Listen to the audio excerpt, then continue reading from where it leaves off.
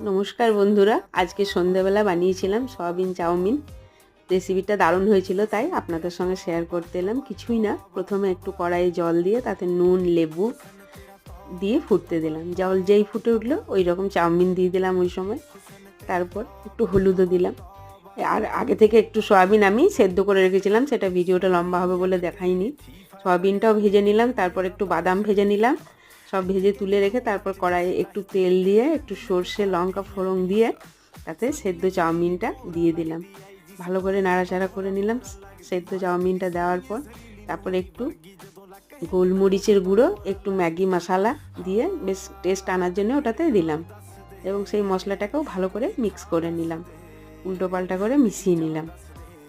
তারপর ওই যে ভেজে রেখেছিলাম বাদাম সয়াবিন, সেগুলি দিয়েও সেই মশলা এবং চাউমিনের সাথে মিশিয়ে দিলাম। তারপরে একটু টমেটো কেচাপ দিয়ে ভালো করে নাড়াচাড়া করে